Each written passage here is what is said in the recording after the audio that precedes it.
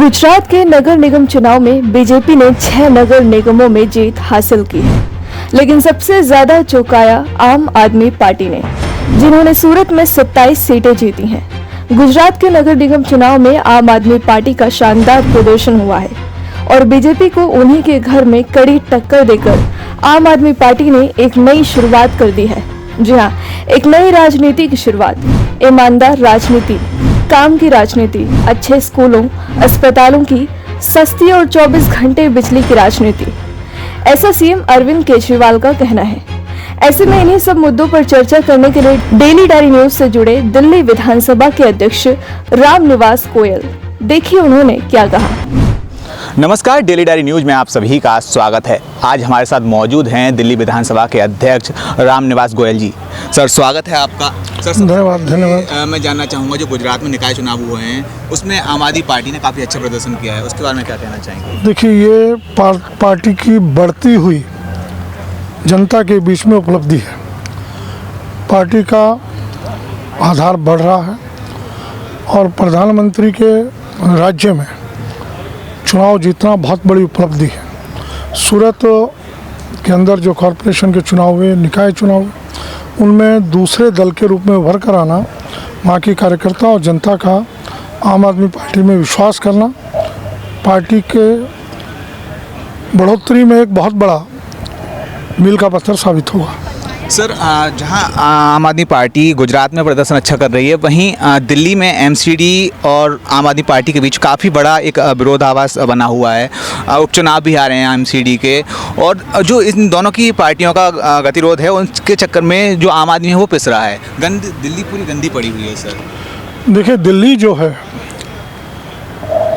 कूड़ा उठता नहीं, कूड़े के ढेर जगह जगह लगे हुए हैं और एमसीडी के मेयर्स ने, एमसीडी के निगम पार्षदों ने चुनाव आने से पूर्व, ये अभी की बात नहीं, चाहे पिछला लोकसभा का चुनाव उठा लीजिए, उससे पहले विधानसभा का चुनाव उठा लीजिए, कॉरपोरेशन का चुनाव उठा लीजिए, चुनाव आने से 1 वर्ष पूर्व ये हड़ताल करते हैं और उस हड़ताल में आम आदमी पार्टी के सर पर ठीकरा फोड़ते हैं, हमको पैसा नहीं मिला, हम तनख्वाह नहीं दे पा रहे। लेकिन इस बार ये दाव उनको उल्टा पड़ गया।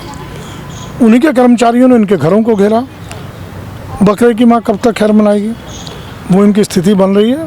खिसियानी बिल्ली खंबा नोच रही है और कुछ नहीं। अब दिल्ली की जनता ने तय कर लिया कि नगर निगम से भी इनको भगाना है। सर, आपको क्या लग रहा है, जो इस बार जो उपचुनाव होने हैं और अगली साल में एमसीडी के चुनाव होने हैं, क्या बीजेपी आम आदमी पार्टी को टक्कर दे पाएगी, या जैसे विधानसभा में आम आदमी पार्टी ने एक तरीके से पूरा सफाया कर दिया बीजेपी और कांग्रेस का, उसी तरीके से? देखिए, आम आदमी पार्टी में इतना सब कुछ होने के बाद, साइन बाग होने के बाद जनता ने काम को तवज्जो दी, काम के नाम पर वोट दिया और मैं समझता हूँ इस कॉरपोरेशन के चुनाव में भी जनता अब समझ चुकी है, काम के नाम पर वोट देगी, विकास के नाम पर वोट देगी। सर, अगर इन चीज़ों की बात करें, एमसीडी आप पे आरोप लगाती रही है कि उनका जो बकाया है वो नहीं दिया जा रहा। आप एक विधानसभा के अध्यक्ष हैं, क्या आपने एक प्रयास किया कि दोनों पार्टियों के जो कार्यकर्ता हैं या नेता हैं उनको साथ बैठाया जाए और उनसे राय मशवरा करके जनता की जो प्रॉब्लम है उसको सॉल्व किया जाए? देखिए, मैंने उनको बैठाया, मेरे पास मेयर आए भी, पूर्व मेयर, बातचीत हुई, मैंने उनको सारा हिसाब दिया किस साल में कितना पैसा हमने आपको दिया।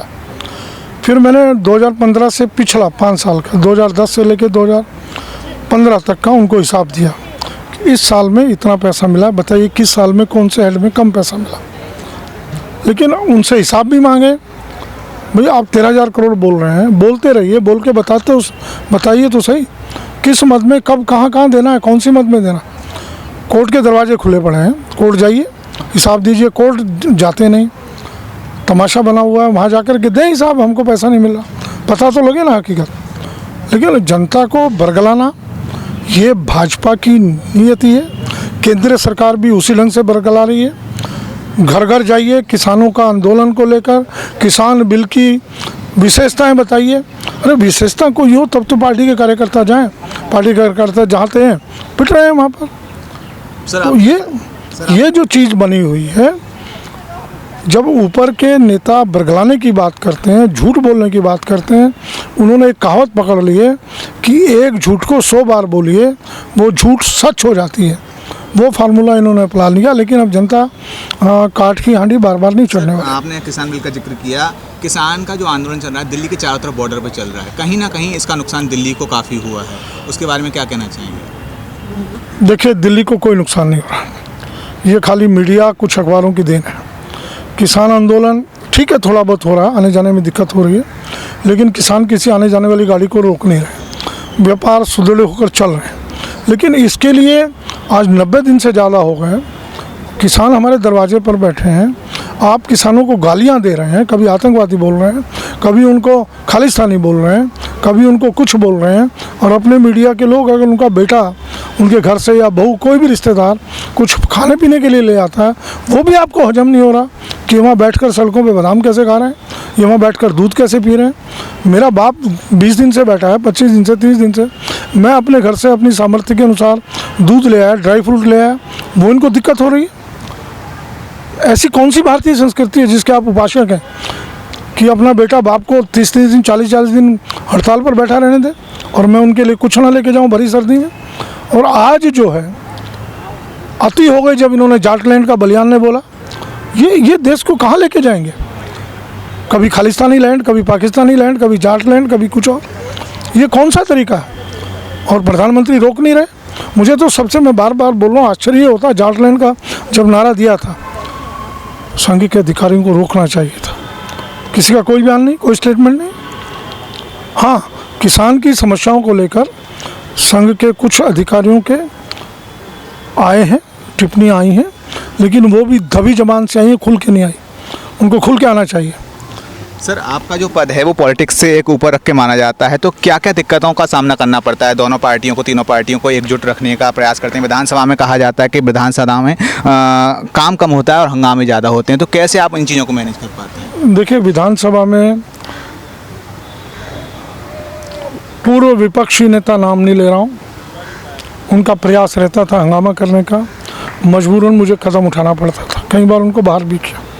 लेकिन जब से अब वर्तमान नेता विपक्ष अपनी बात रखते हैं, पूरे जोर से रखते हैं, लेकिन हंगामे को रोकते हैं।